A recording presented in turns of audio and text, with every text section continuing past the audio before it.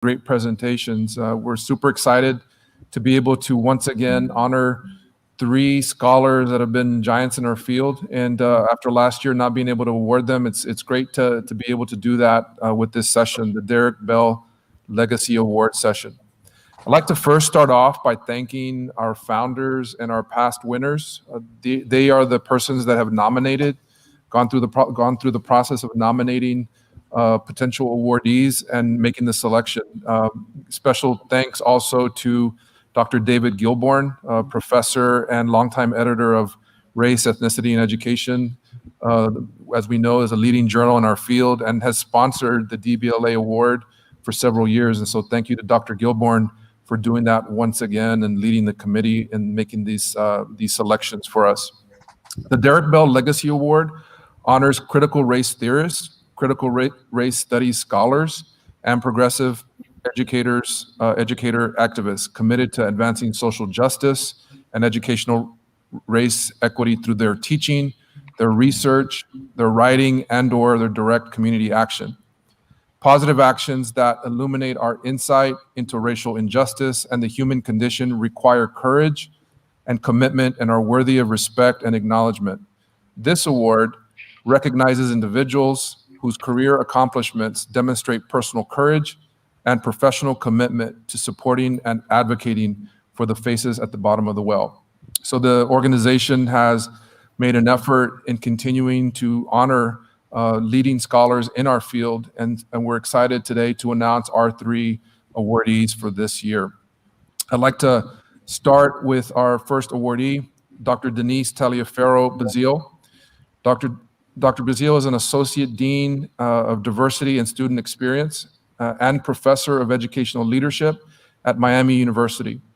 She's had a long and distinguished career as an author, as an educational leader, as a program director, somebody who's developed curriculum, and as a national speaker. She has a PhD and her master's degree from Louisiana State University and has also served in K-12 positions. She's got a specialization in critical race theory, curriculum theory, Black feminist thought, multicultural education, and African American education.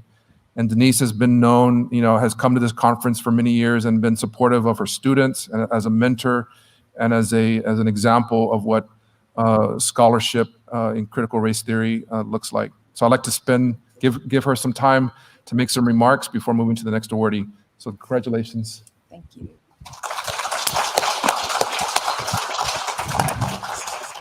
So much gratitude. I am always pleased and surprised when I get an award because I have really made an effort to do different kind of work and different kind of scholarship.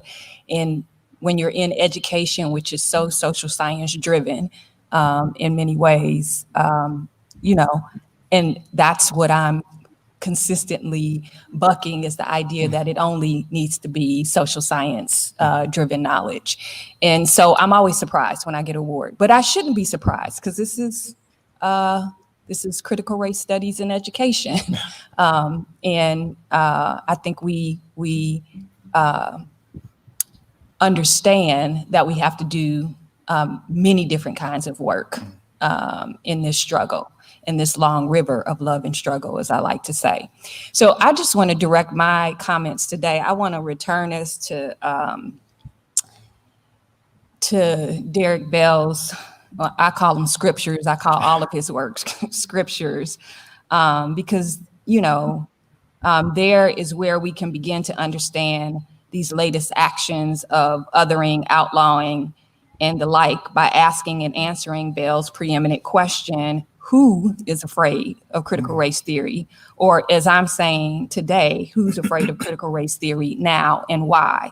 Over these past several months, we have seen some crazy ass stuff coming out there, like harming the self-esteem of white children. That one really gets me. The outlawed in several states in my own, in the state where I reside. I don't like to call it my own state. In the state where I reside, Ohio, we have 2 House bills on the floor right now that are trying to outlaw anything to do with race in teaching for the most part. And of course, all of this, especially at the level of higher education, our bills include K-12 and higher ed. And I don't know how, they're setting themselves up, in my opinion, for real failure or an unprecedented fight in the Supreme Court around academic freedom when they start thinking about this in terms of higher ed. And so thinking through this question in terms of the present moment is only half the battle, however. The other half requires us to respond strategically and with cunning to limit the impact of these post-truth gangsters or the trumped up GOP gang, as I like to call them right now, who fail to realize and or acknowledge that their attempts to shut down knowledge, ideas, interrogations, and histories of race and racism is the kind of epistemic violence that underlies the ongoing material violence that threatens American lives, all American lives, and well-being. So to do the work that this moment calls for, I am suggesting we've got to revisit, reflect, maybe even in some cases revise our critical race core and critical race theory at its core and from its most recent inception has been about renewing our commitment to the struggle for racial justice. It is not a time, of course, for cowering and worrying. It is a time for, I would say, revival. And if I was being true to my presentation style, I would have had a choir here. We would have been up in true revival style. A time where we have to take stock of what's happening around us and to us as people of color, people living in the margins, as scholar activists, as organizers. It's just everyday people trying to make a way, as I heard one brother on death row say not too long ago, that we're just trying to keep the system from overthrowing us. And so in order to effectively respond to this moment, we have to understand what is actually happening in this moment. And so to me, it's a real moment to reflect on racial realism because we're here again. It's a roller coaster ride. There are ups, there's downs, but the roller coaster is always going in the same circle. And I think that's what racial realism in its highest order reflects. And so this isn't new. We've seen it before and we're here again. In fact, we probably never even really leave the space. It just feels more intense at some moments than other moments. And we should have seen this coming all the way back, I would say, at least as early as 2007 when Barack Obama announced his presidency. Yes. And we saw all the racial vitriol and the whole sort of, they started ginning up the Tea Party and all of that. But there are other things, right, that have been happening that are intensifying this sense of fear among the white elite and the white elite thinking. A browning of our country, the uncompromising art that we're now seeing on TV. Actually, I would argue that we might learn more about Black history on our streaming networks than we are in our classrooms. So looking at the underground and the Underground Railroad and Queen Sugar and so many other things that we can draw real lessons about Black life, but the other forms of art that are just drawing on the wisdom, the knowledge, and the compassion of people of color in general. So it's been coming for a long time, but I think the real trigger and why they're harassing education and not law, which is interesting to me, is the uprisings in the summer of 2020, the multiracial coalitions, which I think we saw the idiosyncrasy of that become public in the kind of back and forth between Kellyanne Conway and her and her child. I think that represented lots of other situations and not just that situation. But I think that's why that, along with the presentation of the 1619 project and some efforts of school districts to take that up, is why they've decided that they can come after race, racism, anti-racism in education. And so I think we just have to think creatively about how to respond to that. And I will, maybe say more to that in the question and answer period, so I don't take up too much more time. But I do think part of the way we have to respond to this, because if you watch what they're doing, it's absolutely about propaganda. Mm-hmm. It's about the disabuse of the word. And so I want to draw us back to the power of, well, we like to say in Kiswahili, nomo, the power of the word, to help us through responding to this moment of difficulty, struggle, and disappointment, but how to do that in a way where we don't disabuse ourselves. Thank you.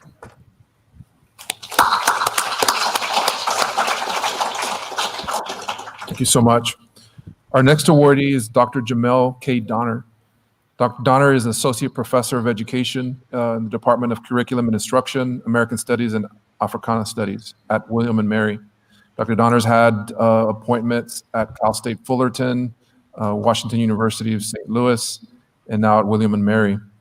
He's published widely across academic journals, book chapters, and several edited books that have been instrumental to the development of critical race theory in education, including 2 books that he's written with Adrian Dixon, which are now in their 2nd edition. I'd like to also acknowledge Dr. Donner as a graduate of the University of Wisconsin-Madison, where he received his PhD in curriculum and instruction, as well as his master's degree in higher ed and student affairs from The Ohio State University. Dr. Donner. Thank you. So I would like to first preface my remarks again by thanking the Derrick Bell Legacy Award Committee for selecting me as a recipient. Next, I'd also like to take this opportunity to thank my wife, Andrea Donner, and my daughter/boss, Bailey Catherine Donner, for their enduring support. Next, I'd like to thank my advisors, mentors, and friends, starting with Gloria the Goat Ladson Billings, LSU President William F. Tate, and Professor Emeritus Michael J. Stribel, in which I can honestly say that if it weren't for them, I would not be where I am today. I literally call these people multiple times a day. Next, I'd like to thank my classmates, cohort members from the University of Wisconsin-Madison. And so when you have the opportunity to go to school with these individuals who are no slouches in their own rights, it's not conjecture when I say grad school was part of the best part of my early career, early adult life. And then lastly, I'd like to thank my colleagues at William and Mary, my friends at William and Mary in the School of Education, American Studies, and the law school. So in being asked to speak to this year's conference theme of racial realism in real time and discuss/tackle the challenge of creating crit welcoming spaces in my role as an academic while facing systemic and nuanced forms of anti-human actions, like my fellow recipient, I couldn't help but turn to a 1995 lecture delivered by Derrick Bell titled, "Who's Afraid of Critical Race Theory?" In this lecture, Professor Bell questioned the anti-Black auspices undergirding the creation of the best-selling book, The Bell Curve. The Bell Curve was written by white supremacist Charles Murray and the late Richard Herrnstein, which posited that Black people on average scored 15 points lower than white people on IQ exams. In addition to pointing out that the bell curve's authors were advancing ideas that had been empirically disproven by, quote, virtually all experts in the field, Bell being Bell, asked the following prescient questions. Why did these two well-known men produce a book filled with rejected theories? Surely they must have known that the book would provide pseudo-scientific support for racial hostilities that always worsen during times of economic stress and anxiety, end quote.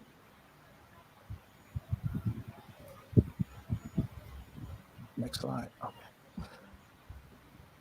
So again, in being the genius that he is, Professor Bell, in response to the aforementioned questions, states that the all too easy answer is that Herrnstein and Murray saw a market opportunity and took it. Utilizing the conceptual and experiential tools of critical race theory, Derrick Bell proposed another possibility, which is that having survived 2 centuries of slavery and a century of subordination under Jim Crow, Herrnstein and Murray purposely chose not to recognize that Black people and BIPOC groups are smarter than white people because of the former's legacy of oppression in the name of white supremacy. In other words, the denial of empirical facts and observable reality in tandem with the manufacturing of lies, stereotypes, policy distractions, and the falsifying of data are well-worn tactics of racists and white supremacists. So in thinking about how do we as crits tackle the challenge of creating welcoming spaces while facing the systemic and nuanced forms of anti-human actions, I think it's important to remember that critical race theory has been around for over 30 years, which not only speaks to the power of ideas, but to paraphrase William Tate's 1994 Urban Education article, our voices not only matter in the academy, but outside of the academy, and we are being heard. And lastly, and most importantly, our reward and compensation for being crits and doing this thing that we call critical race theory is that we get to do this thing called critical race theory. Thank you.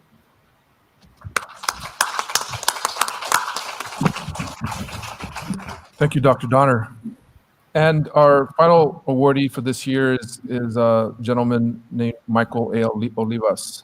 Dr. Olivas is the William B. Bates Distinguished Chair in Law, Emeritus at the University of Houston Law Center. Dr. Olivas has a JD from Georgetown University and a PhD from The Ohio State University. He's had a long and distinguished career in both higher education and in law. As a longtime director of the Institute for Higher Education Law and Governance at the University of Houston. He also served in a number of leadership capacities from associate professor to full professor, chair of the Higher Education Graduate Program, as well as the director of the institute that I just mentioned, as well as several other associate dean positions. He also served as the interim president for the University of Houston downtown prior to his retirement. Dr. Olivas is the author and co-author of 16 books. I know he's working on several projects now. He served in a number of other capacities as visiting professor, lecturer at a number of law schools. After more than 38 years on the faculty at the University of Houston Law Center, Professor Olivas retired to Santa Fe, New Mexico, his hometown, in 2019, where he's continued his writing and his lecturing schedule. The Law Center has chosen to honor him and his wife, University of Houston Professor Emerita Agustina Reyes, by naming the Olivas Reyes Reading Room in the new Quinn Law Building at the University of Houston. As I mentioned to him when we spoke several weeks ago, this is a long overdue award, so I'm very happy that we're able to honor him tonight as this year's one of this year's Derrick Bell Legacy Award. Dr. Olivas.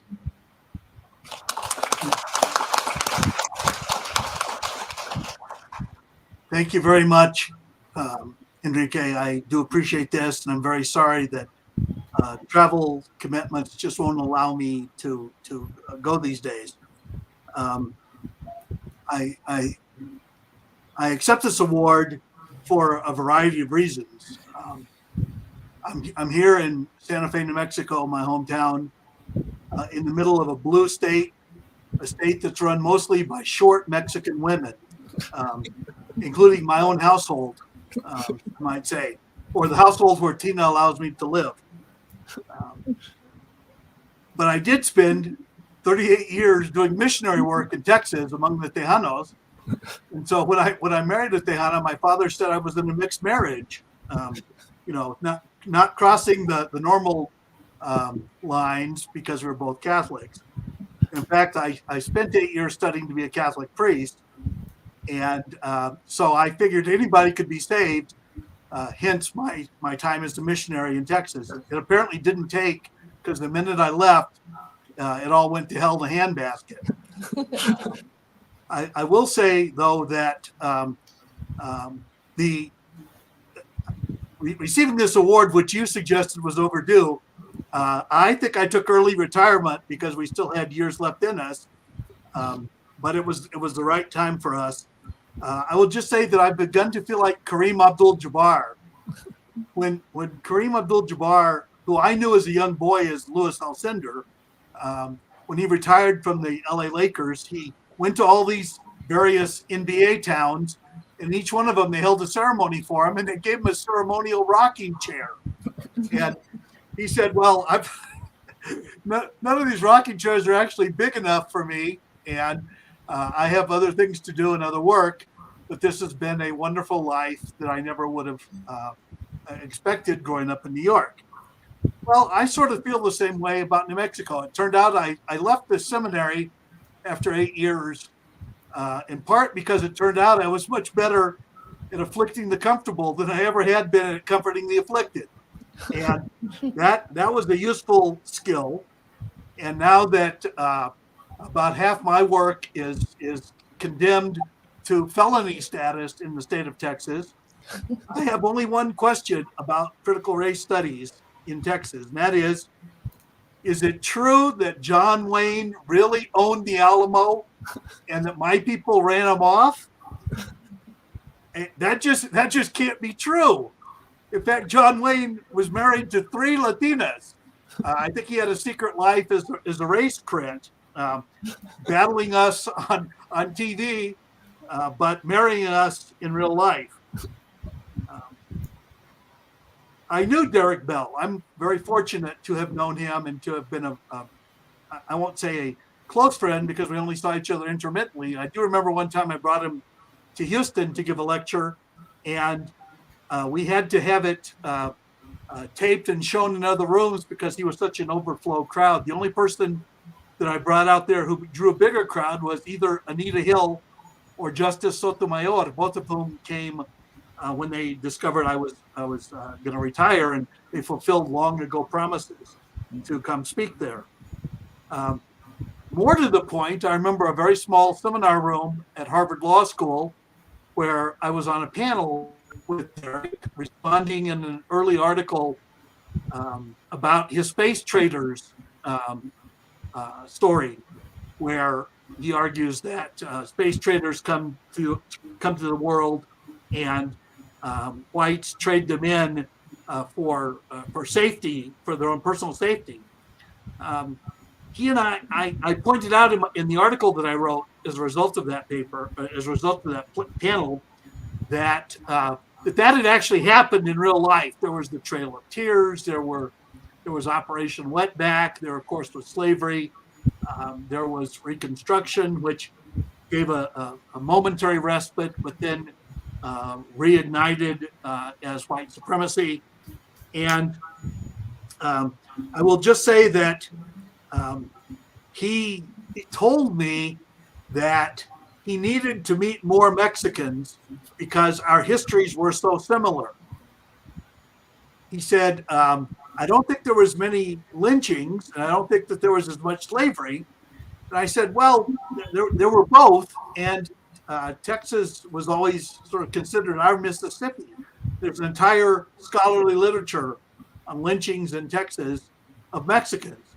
In fact, there's the way that many Mexicans valorize our history is to sing a song, a corrido, that has historical references to it. And one of the most famous is one that I'll simply translate for all of you, although I want to thank Robert in Alabama, who's doing a wonderful job translating there as well. I will say the corrido is that every Texas Ranger has Mexican blood on his boots. That always struck me as a little boy. It scared me. And I will say that when I went to Houston to interview in 1982, my grandfather, who was then in his 90s, Sabino Herculano Olivas III, had me call him because he remembered Texas with a train full of Mexicans and Native Americans from northern New Mexico that was going to Fort Hays, Kansas for World War I training, and they stopped in a town, Amarillo. I'm using the English pronunciation of that. And there was a sign that said, "No Mexicanos ni perros," no Mexicans or dogs allowed. And so some white members of the train went down and got food as they were making their way to Fort Hays, Kansas for their basic training. And they all shipped out. His particular group of men shipped out to France, where of the 110 who got on the train, only 11 returned to New Mexico. And these were people who returned to a world that did not accord them full citizenship. In fact, my grandfather used to say that he didn't cross the border crossed him. And anybody from New Mexico is very much imbued, especially a native, is imbued with that sense of how historical events control us, but that we have to exercise resistance. Both Arizona and New Mexico were not admitted to the United States until 1912, in large part because they were overwhelmingly Mexican. And the Treaty of Guadalupe Hidalgo did not act in furtherance of improving the lot of Mexicans. And so they needed to balance it. And what they did was the early replacement theory. They gave land grants and settler grants to many whites who came from places. In fact, most of the whites who died in John Wayne's Alamo were kicked out of other states where they had been desgraciados, a term that translates itself.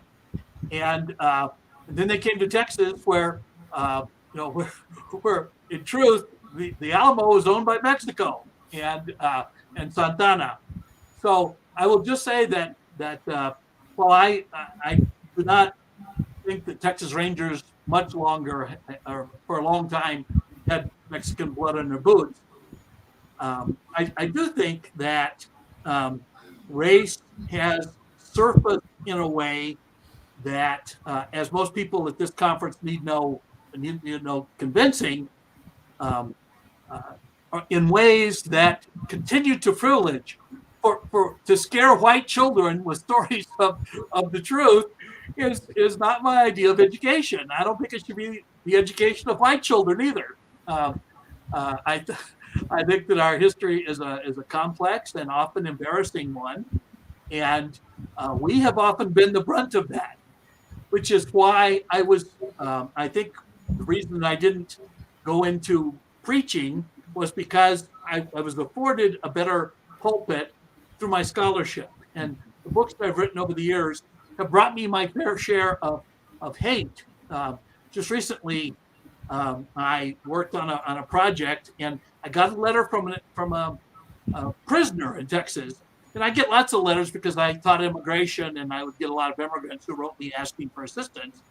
And he said that because I'd been involved with a group that had written the top 10% plan, that he had moved his family to a better school district, and now his kids weren't going to be able to go to the University of Texas, which as God intended them.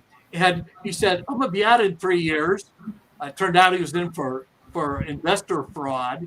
And he said, "When that happens, I promise to look you up and come visit you in Houston."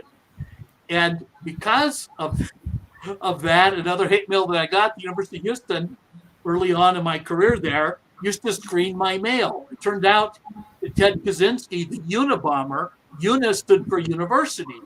And because I was general counsel of the AAUP, they were afraid that that I might get hate mail or more dangerous mail. After all, he seriously injured a number of academics who didn't even know what was coming. That was back in the days of innocence, it turns out. I will just say that here in my retirement, I'm particularly pleased, number one, that I don't have to teach by Zoom anymore, because I like to be able to see if the student is ordering Zappos on their computer or not paying attention or looking befuddled, and I'd like to work with them more directly. But more to the point, I'd like to continue to create new friends and increase the people who have reason to hate me. And so I will continue my writing as long as I've got ideas.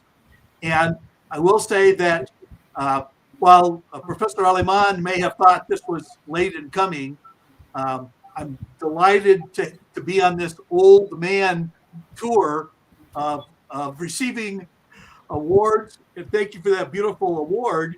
But also all the rocking chairs. And I will say they fit just fine here in Santa Fe. Thank you all very much. Thank you so much, sir.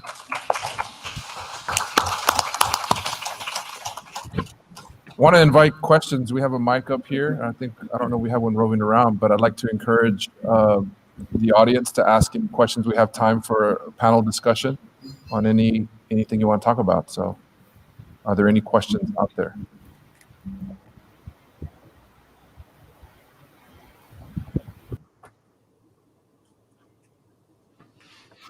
Thank you, everybody, for your amazing work. Quick question for Dr. Olivas. Please give us some consejos, some advice, any tips on building coalitions across racial groups, given that we live, at least for me, in Chicago, which is hyperly segregated. We always have to be fighting for resources. They pin us against each other. All of these things makes it hard for us to create spaces to come together. Now, when you said about Mexicans being lynched in Texas and also following Jim Crow laws, I don't think the world knows that. And that is one piece that within CRT of us being able to cross-collaborate and really find those common spaces where we both struggle and we are both oppressed, that can be a space for us to come together. But given your track record, please enlighten us with some examples, consejos, tips, any of that. Gracias. Thank you. I do appreciate the question. The first job after I got my PhD at Ohio State, and I do want to ask my fellow recipient why you left Ohio State to go to Wisconsin, of all places, when you could have, really done well with your life by going to Ohio State. Plus, you get to beat Michigan every year in a football game. My first job was after Ohio State, I moved to DC and started working during the day and going to law school at night at Georgetown. So I had class for 5 nights a week plus Saturdays for 4 years. It was the most relentless thing I'd ever done. But my day job was as a senior fellow at the Institute for Higher Education Policy at Howard University. And Howard University had just moved its law school away from the main campus there to closer to a bus line, because the metro hadn't moved all the way up there in 1977. And it was an old community college, private white community college for women. And that I don't think there are any more of those left. They all died a natural death, as they should have. But it seems to me that my deep dive into Howard was something I wasn't prepared for, because growing up in New Mexico and then having lived in Columbus had a substantial number of African-American, and I had a number of classmates and so forth who were, but I'd never, and by the way, I had given some lectures at a historically Black private institution down the road, and had recruited there a couple times to bring more doctoral students to Ohio State. I early on thought that my lack of knowledge of these communities was the counterweight to my having learned so much about Mexicans and Native Americans. After all, the state of Mexico today is over half Mexican and Indian. And so I didn't think that you had to live among people to know about them. I started reading early in the New Yorker. I have an aunt who gave me a subscription. I was probably the only 13-year-old in the United States who had his own subscription. And my dad, I used to follow John Updike, this wonderful writer who's now dead. My first book was on John Updike. And I edited the Updike newsletter for about 10 years, even as a law professor. My dad once said to me, and I'm going to translate from the Spanish, why do you read this Updike guy? He's from Pennsylvania. It's not your world. And I couldn't believe the question of my own father, who would ask me, who always carried a book around. I said, Dad, the whole point of reading is not to read just about what you're about, but to read about others. And that's what I want to do. And he said, well, you got more degrees than a thermometer. It's time for you to go to work. I said, Dad, I'm paying my way. I'm paying off my debts. I've borrowed money that I'll repay. I think this is going to help me. It's going to help me understand our family. And he would. I remember bringing home a grade one time. It was the 96. The lowest grade was the 96, but it was in theology. He said, Mijo, this is a good grade report, but your lowest grade shouldn't be in theology if you want to be a priest. And I could just never please him, it seemed. But then I would go away and he'd be bragging about me. He'd tell somebody about a book or his buddies about a lecture I'd given or something like that. And so I always believed that the way that almost no one had ever seen a Mexican in a position of authority. They just hadn't. It was true that in New Mexico, we had senators and governors and so forth. But outside New Mexico, that just isn't the case. I'll bet most of you don't know any Chicano PhDs unless you live in places where we end up going now. And so I've always thought that I wasn't aware of this until I began thinking about it over time and how many people would come up and say, I read this article, or I heard you speak, or you recommended a friend of mine, and turns out we have people in common. I think that my successes were always on behalf of others. They either reflected, my students reflected well on me, or I undertook things to explain. And I never thought my job was teaching Chicanos to know more about our history. I always thought it was to teach non-Chicanos about our history. And that if I did that, and Derrick acknowledged that with me, he said, that's why I need to meet more Mexicans. I would know more about the Black situation if so I have always thought of that sort of in the back of my head. I didn't have specific motivations, and I could go on forever about this because I have given it a lot of thought. I will just say this, that, and this is true even of Anglos with whom I disagree. It turns out we have much more in common than we have differences. We may have differences that are substantial and broad and political and deep, and they're nourished every day by the various well springs that flow into each of us. But at the end of the day, we have the same country. We have the same psoriasis. We have the same ailments. We have the same parental relationships. We all have people we love and who love us.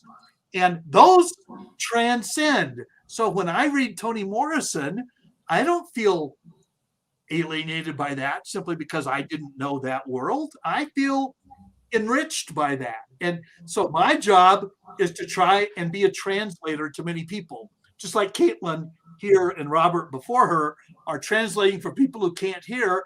I think there's a lot of people who can't hear, and it's my job to translate for them.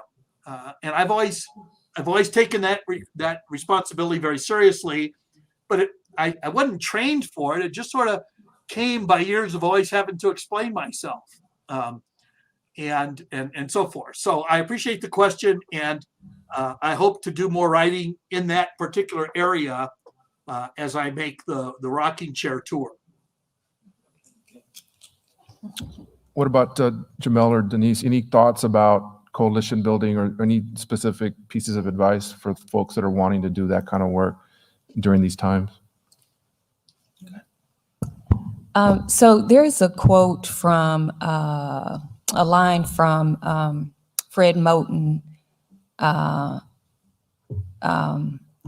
Trying to think of his co-author's name, just skip my mind. But the Undercommons text.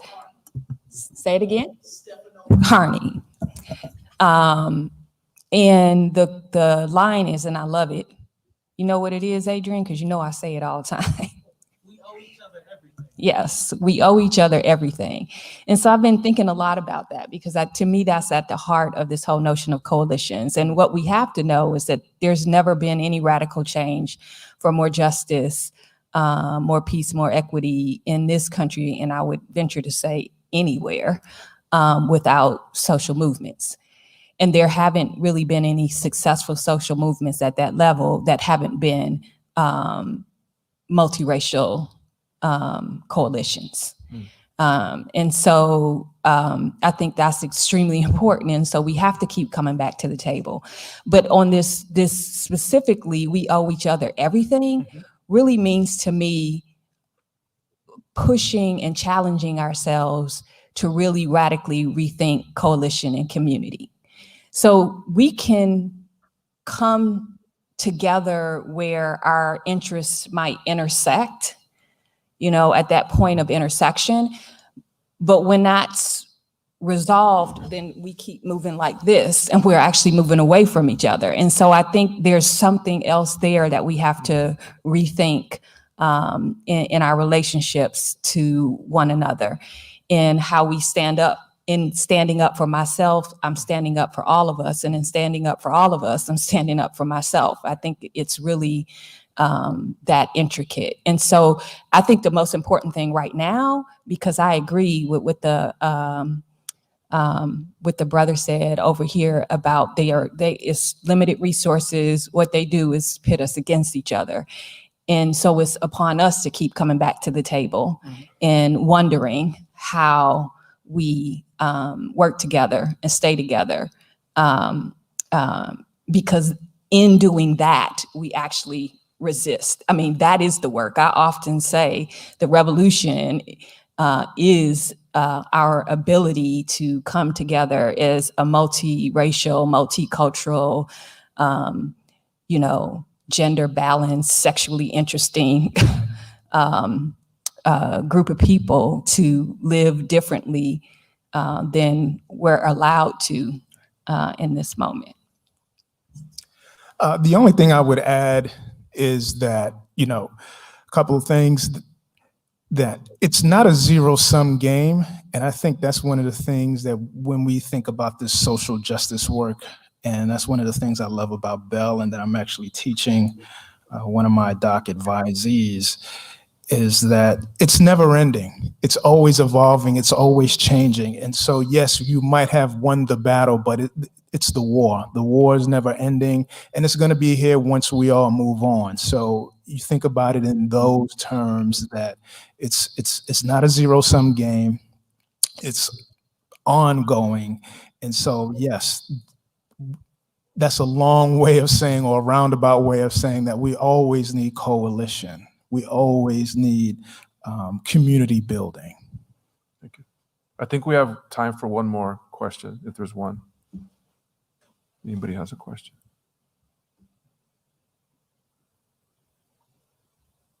Anybody? We stun them into silence.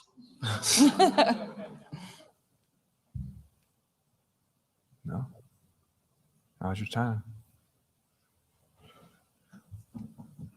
Here we go.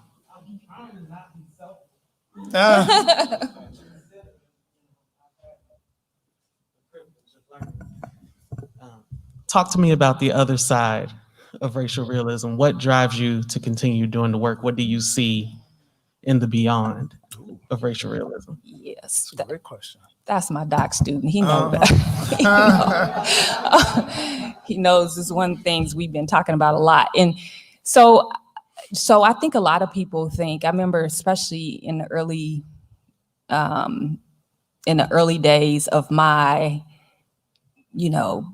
becoming a critical race scholar. One of the criticisms I would always hear was about the racial realism, and that's so pessimistic, and it's so, you know, it's so antithetical to, you know, this image of, you know, Black struggle is, you know,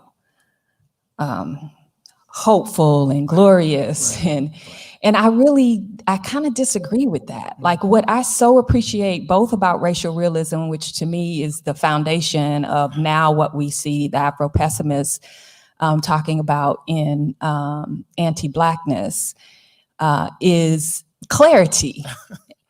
I mean, and forgive me for this, but Brene Brown says clear is kind. And so for me to see, you know, when you know something's wrong and you feel something's wrong, but you don't have the words to articulate what that is, or why that's happening, or why it keeps happening. And to me, that's what Derrick Bell has given us in racial realism. And I always say he had to be, you know, on the arc of his career to name that, because that means he's seen it over and over and over and over and over again. And so, you know, for me, it offers a different kind of hope. And I do think when I'm speaking about the word, I'm always thinking about the material conditions that we confront and that we're struggling against all the time. But undergirding those, what allows those material conditions to happen is the discursive network, or what Sylvia Wynter might call our narratively condemned status. And so that's where I locate my work. And, you know, one of the things she's calling for there is a new order of knowledge.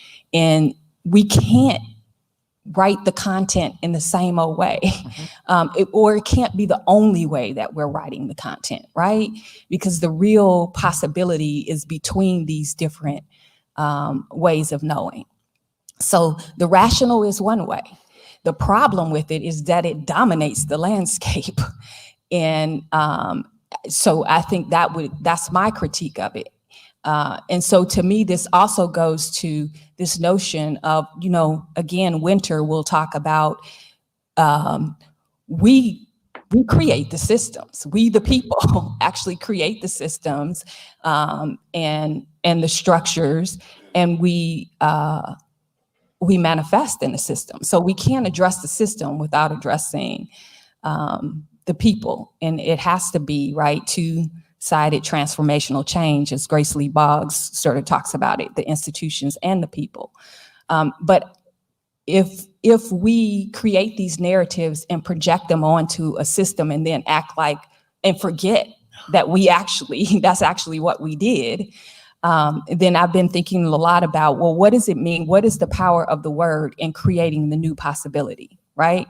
And I think that's where we can talk about hope and faith and Afrofuturism, or as I'm learning, from this African author, I just read a text called The Trial of Cecil Rhodes, which is beautifully done because Cecil Rhodes is the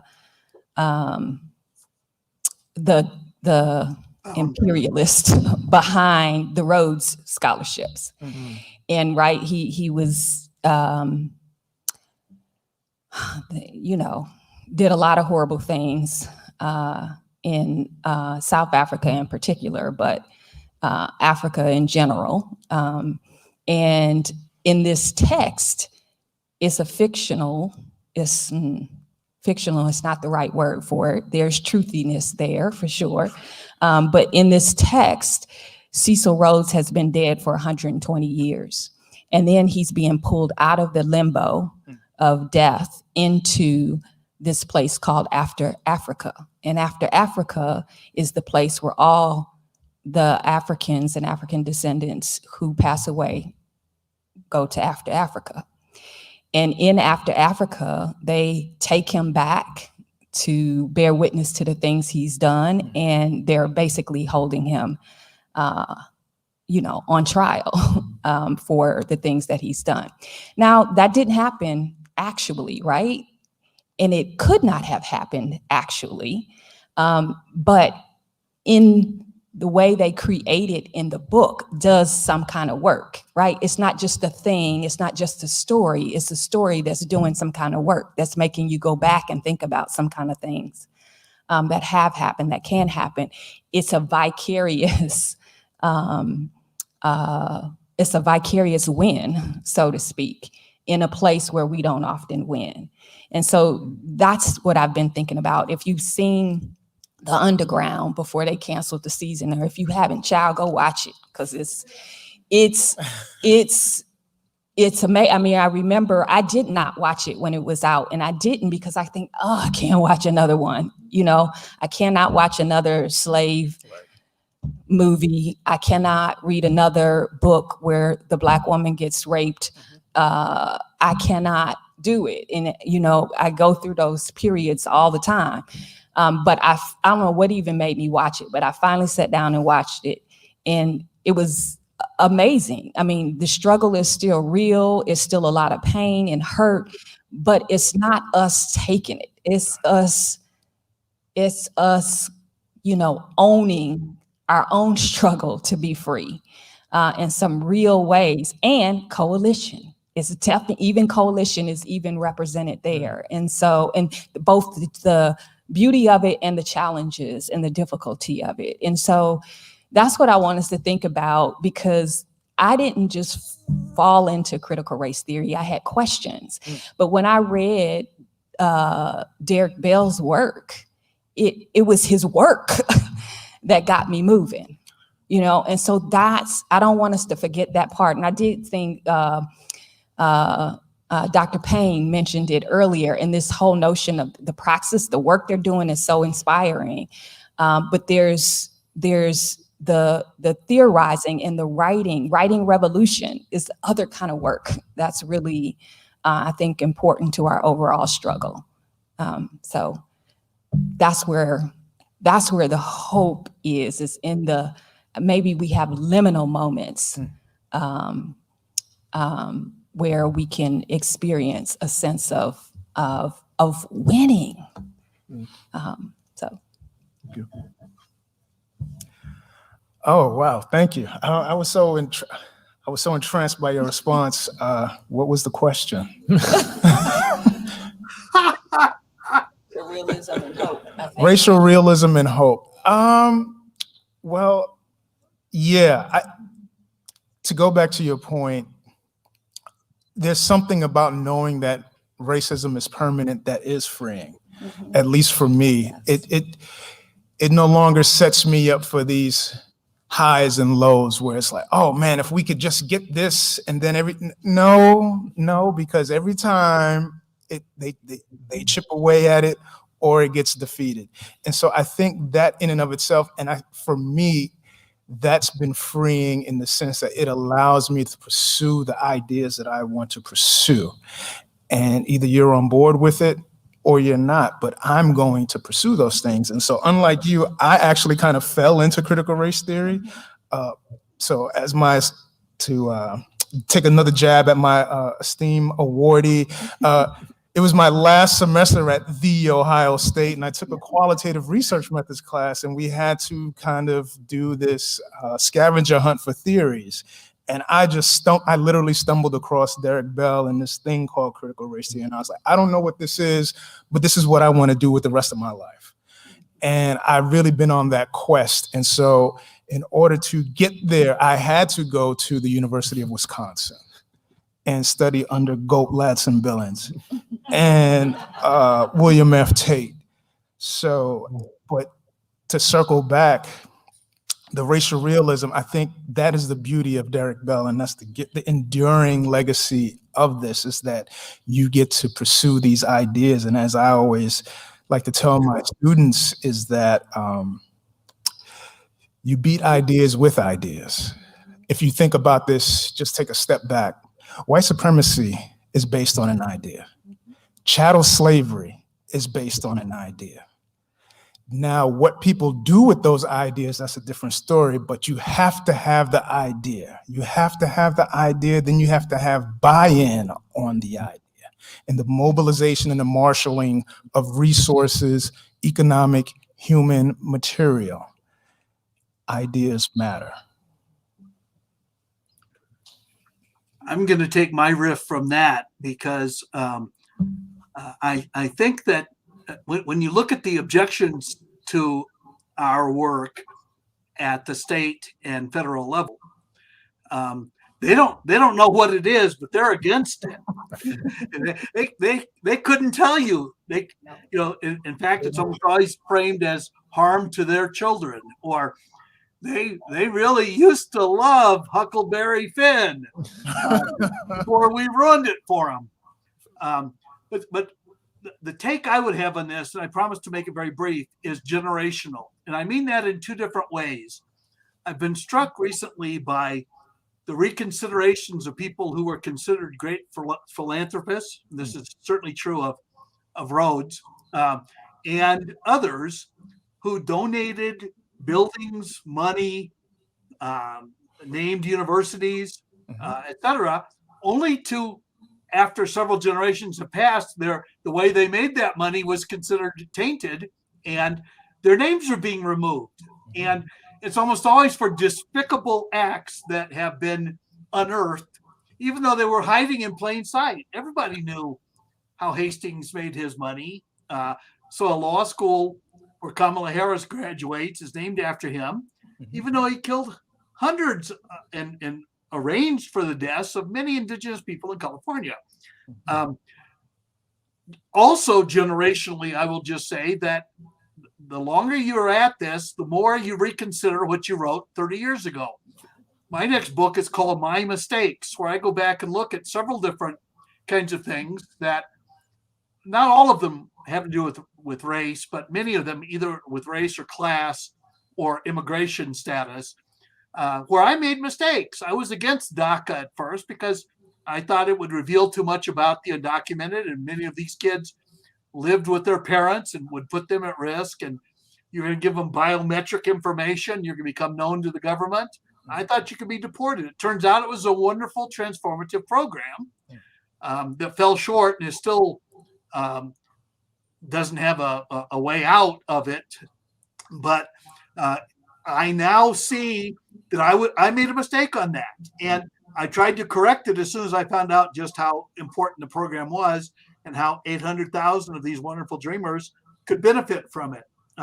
So I would say that has been the most humbling part of being an academic, is to be called out for something that you thought was woke at the time, and it probably was at the time, or that you were right, you came to it very thoughtfully. But it turned out there's always another angle. There's always something else that's new.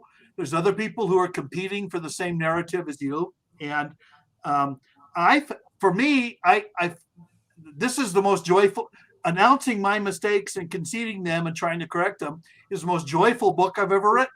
And so I think that there are generational kinds of things. And when you're starting out as an assistant professor somewhere, you don't think of yourself as being part of a long arc of history, or that you're going to have a real full career. You're just wanting to get through the next class or the next article or get placement. You will.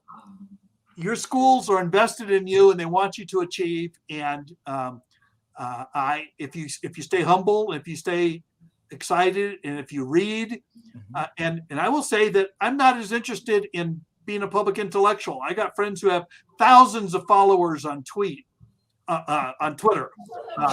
or on TikTok and so forth. Someone put me on Facebook so I could communicate with my nephews, who only use that to contact me. And as soon as I found out how bad it was, I got off. And so I think that racial realism impacts us all in different kinds of ways.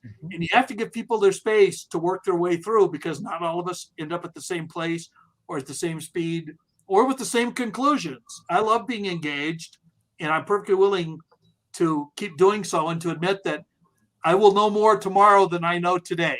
And that's certainly true of this organization, for which I'm very grateful. Thank you all. Can we get one more round of applause for our 2021 DBLA awardees? Thank you so much.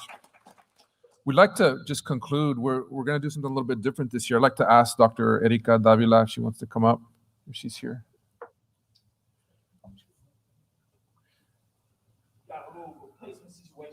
Oh, okay. Dr. Davis. So let me just announce we're going to honor 3 emerging scholars this year.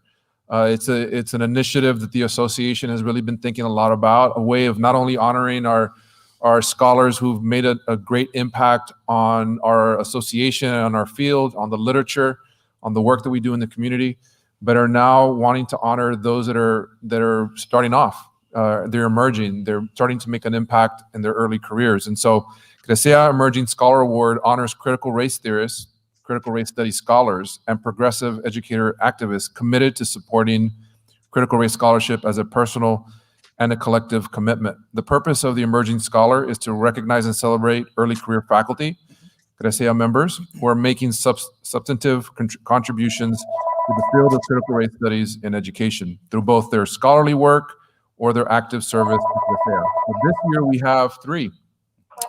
Dr. Kenzo Sung, Assistant Professor at Rowan University.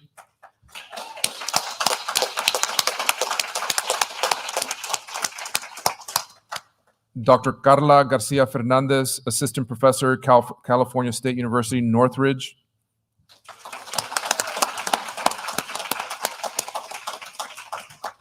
There's Kenzo. I didn't know you were there. There's Kenzo. And Dr. Joanna Maravilla, Assistant Professor, Lewis University.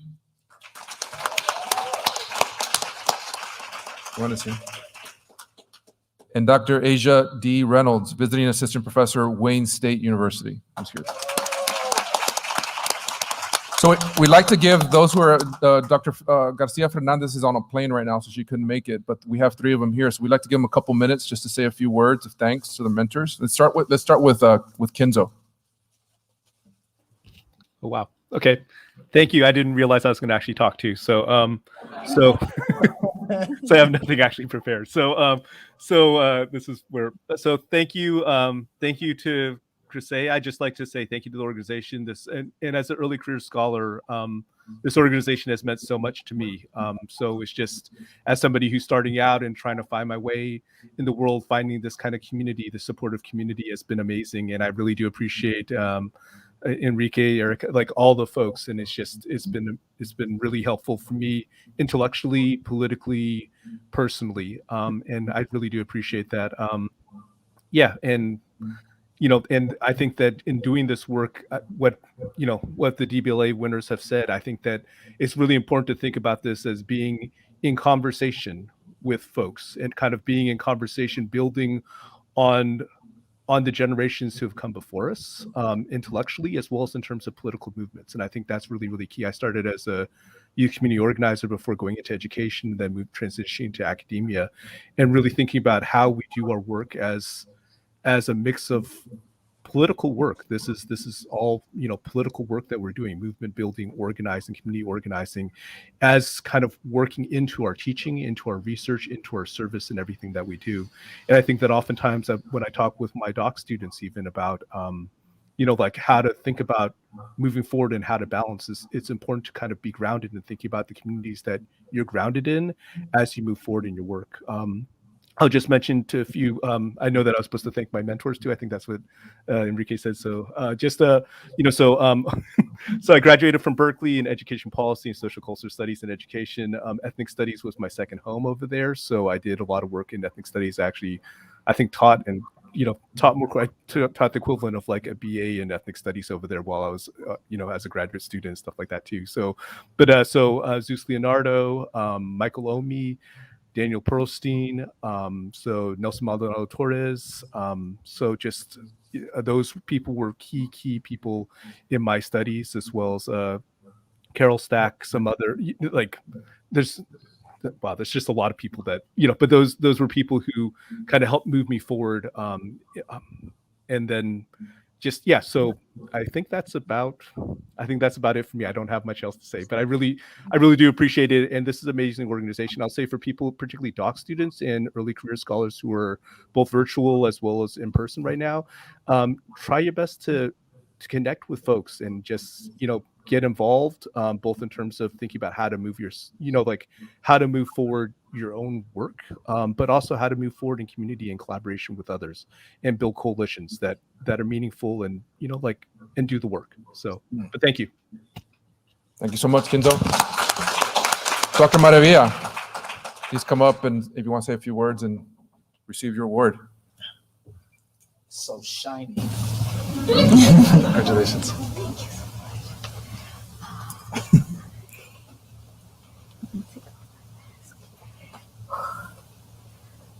I'm really, really nervous right now, particularly because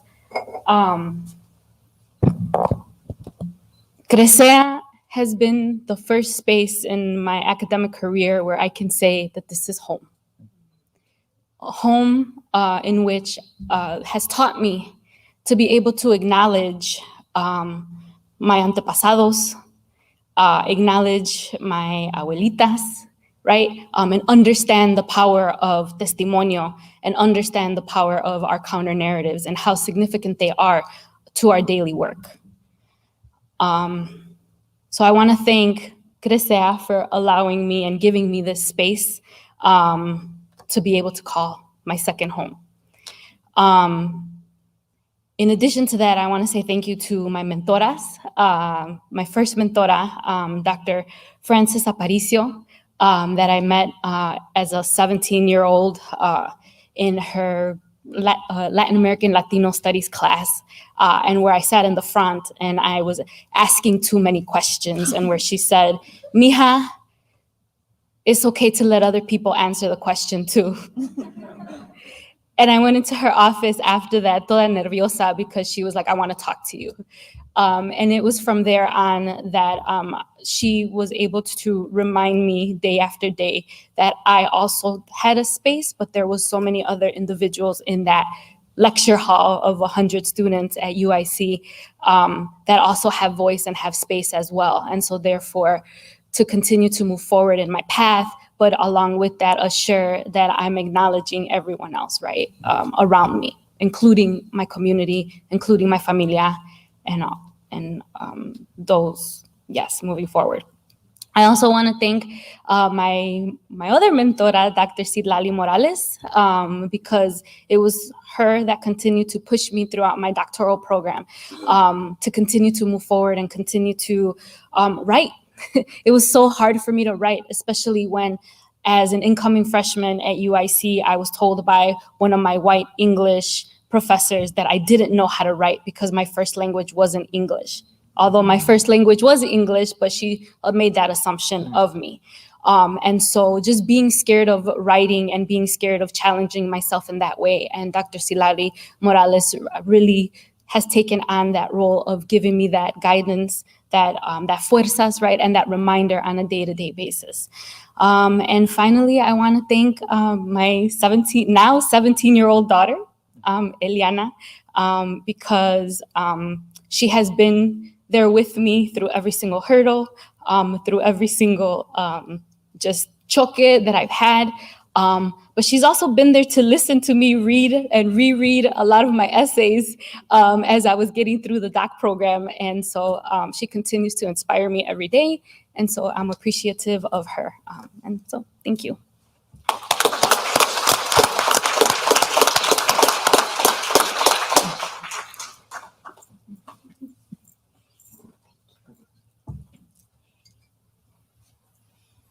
Dr. Asia Reynolds is here to say a few words from Wayne State University.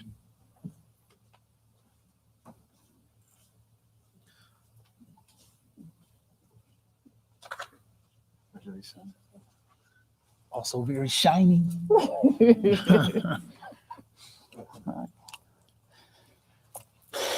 Good evening. Y'all tired? Good evening. So I also just want to share the same sentiments as Joanna in terms of CRSEA being one of my academic homes as well. And it's an honor that I'm getting this award tonight from Dr. David Stovall, who's handing them out now, because the first time I went to the conference was with Stove. And so I was just so thankful and appreciative for that. And before going, I remember how people who went before me would say how CRSEA was such a special place because you got to see the people that you read, but not just see them, but engage with them and be in community with them. And so I was so excited the first time that I went. And I just had the privilege of being introduced to CRT through Dr. David Stovall as well as Dr. Marvin Lynn. So I'm just really thankful to be here to get this award and that I was introduced to it so early on in my graduate career. And I also want to thank my mother, of course, for cultivating my genius and affirming me at a very, very young age. You know, my mom must have seen my mind working very early on because she just continually put me in places to make sure that I was successful and that I was getting the things I need. So I'm so thankful for that. And that's it. Thank you. Thank you, everyone.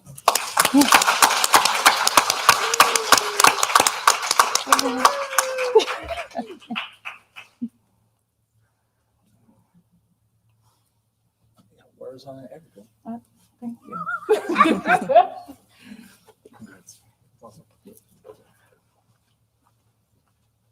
That concludes our session. Again, we'd like to thank you for attending and congratulations to all the awardees.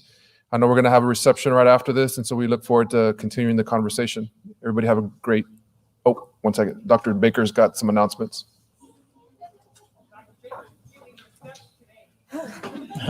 Good evening, everyone. So yes, we're going to join in C101, which is where we had lunches today for the face-to-face Derrick Bell Legacy Award reception. To our virtual friends, please join us for the conference virtual mixer, which is happening on the next consecutive link. And to be present in that space as well, so that you are also able to be with us, even if you're not here with us in person. Okay.